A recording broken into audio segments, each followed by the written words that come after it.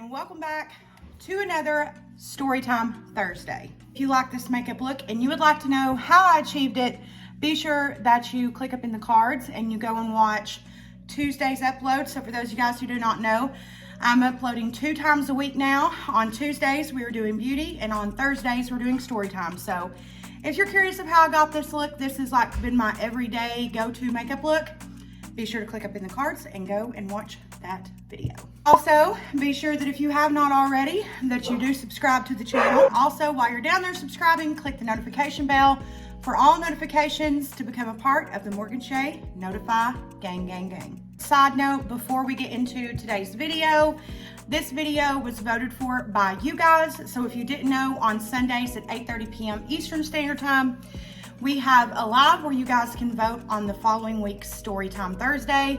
So yeah, you guys chose this video. I mentioned this in last week's Storytime. So yeah, without any further ado, let's go ahead and get into Storytime Thursday. 2, 3, let's switch this up.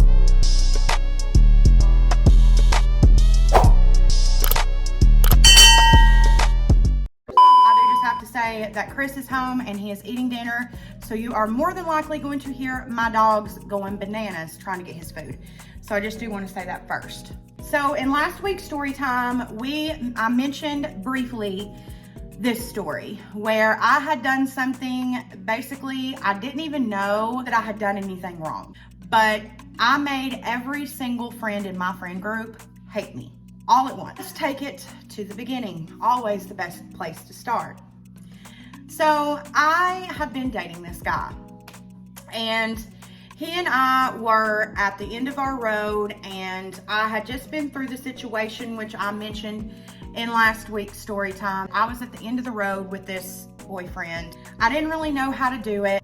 I was talking to a coworker, about how I was just done. I wasn't interested in him anymore. And she told me, she said, sometimes it's just best if you're just straight up with him and just tell him straight up, honestly, how you feel. That's what I did. I went home that night and I straight up told him, look, we're just not good. We're just not people to be in a relationship with one another. We were just night and day. We were fire and ice. It just wasn't going to work. So we broke up. About a week later, I was invited to, all of my friends and I were invited to a birthday party for one of our mutual friends. One of our guy friends texted the group chat and he was like, hey guys, just letting you all know, I'm bringing this guy with me tonight. He's newly single and stuff, so just letting you guys know, just be cool, don't be acting extra. That is all he said. First of all, I need to say, number one, I was not very close with this guy friend of mine that texted the group chat. Number two, this guy friend of mine had not come out as gay yet. To me anyways. He had not come out as gay to me, and nobody had told me he was gay. The birthday party starts, and this guy friend of mine and the guy he brought with him, which we're gonna call Edward, immediately hit it off. We have a lot in common, we're laughing. I'm getting like stares from the friend of mine who brought Edward, but it wasn't anything, nobody said anything to me. He and Edward end up exchanging phone numbers. Go home that night, Edward texts me and asks if I want to have a nightcap, and I was like, you know what? I'm in my early 20s, I have my own apartment, I'm going through some shitty roommates, I've been through some shitty boyfriends. Yeah, let's have a nightcap. Why not? So he comes over and I have some of the best sex I've ever had in my life till I met Chris. That was probably top 3 best sex of my life. We went on about our life. The guy Edward, okay, he was good friends with the guy who brought him to the party where all of my friends were there. So he ends up telling this mutual friend of ours, hey, I hooked up with Morgan.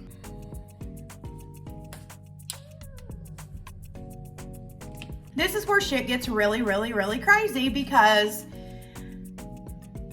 then I get a call from my best friend at the time, and this is the girl who ended up moving in with me into the house where Waldo lived in our attic. She calls me and she's like, girl, how could you do that? I just cannot believe you did this, blah, blah. I'm like, what? What did I do? And she said, you slept with Edward. And I'm like, well, how did you know I slept with Edward? And she was like, he told our friend, and our friend was like into him, like was interested in him and wanted to pursue him. And I was like, okay, I didn't know that Edward was bisexual. I had no idea. Nobody told me this. And furthermore, I didn't know our friend was gay or bisexual. I didn't know that this was a thing. Nobody told me. And she was like, there's no way you didn't know, blah, blah, blah. I was like, nobody told me. And I didn't know. Like, I didn't know. I'm supposed to assume that every same-sex person that someone brings to a party, they're in a relationship. Like, I didn't know that. I thought that he was just a friend of his. I had no fucking clue. And furthermore, Edward texted me and asked to do a nightcap. I agreed. So I'm showing my friends the text, all of this, and they are just not vibing with it at all. So I end up getting a call from Edward and I ignore it. Well, Edward continues to call, like back to back to back to back to back to back to back. And so finally I answered the phone. I was debating in my head, do I want to just block him altogether or do I answer the phone? And I made the decision to answer the phone. I'm like, hello. And he says, I've got to talk to you right now. And I said, okay. He said, I had no idea that your friend was gay. He's gay. He's full on gay. I did not know this. I am not gay. I am not bisexual. I am straight. And I had no idea that he invited me to this party as like a couple. He said, because I would have never accepted that invitation because I never wanted to hurt nobody. So what ended up happening is because Edward did not find my friend he just wasn't gay. He just didn't have feelings for him that way. He wanted to be his friend, but didn't have feelings for him that way. It made my friends hate me. Like, it made them hate me even more. And I'm like, how is this my fault? I don't know, man. I was like very confused and like, what did I do wrong? How could have I prevented this? Finally, I got to thinking about it and I was like, you know what? He did say like, hey, you know, he just got out of a relationship, like don't be, you know, whatever, but I didn't. We just casually had, started having conversation and just naturally had a lot in common. It wasn't like it was a forced thing. Like I was over there like, hey, like, it wasn't like that. It's very much like a mutual attraction, of which he then later that night called me and we hooked up. It was an adult thing. As you guys know, my stalker gets involved and speaks to, we'll call her Stephanie, the girl I ended up living with, and me and her end up talking and we get all this stuff straightened out. Edward continues to text and call me and he's like, I really like you. I really want to try to have something with you. And I'm telling Stephanie, I'm like, we really like each other and I don't know what to do, because at this point, our mutual friend was still very much like into Edward. And even though Edward was making it known, like, I'm sorry, like, I really want to be your friend, but like, I'm just not attracted to you anything more than that. Like, my friend was just like not having it. He was like, he just doesn't know it yet. He will come out eventually. Like, he's just not ready to be out. And I'm being told a completely different thing from Edward. I'm being told by Edward, like, that will never happen. That's just not for me. I am only interested in women. I'm in this weird predicament of my friend telling because he still was not speaking to me. And there were still several friends of mine that was not speaking to me. So they're all being, telling me, oh, hey, like, he's saying that like Edward is just like in denial. Like, he is just not ready to come out yet. And like, our friend is saying that this is the person he's meant to be with. So I'm being told this from my friends, and every day, multiple times a day, because I would turn Edward down every single time he texted me. Every time he texted me, and I showed my friends all of these texts. Like, I would say, no, my friend is interested in you, and therefore you're just off. like, I can't. It was like, I really like you. I think that we could have something really special. Like, I think that you're throwing away a really good thing. Friends are like, if you do this, if you date him, we are all done with you, because that man is still in the closet. That man is just not ready to come out, and that is our friend's soulmate. And as time went on, I really started to gain feelings for Edward that I couldn't deny. And I'm telling, at this point, I am living with that one friend of mine, Stephanie. And I'm telling Stephanie knows that we really care about each other. And she was like, you know what?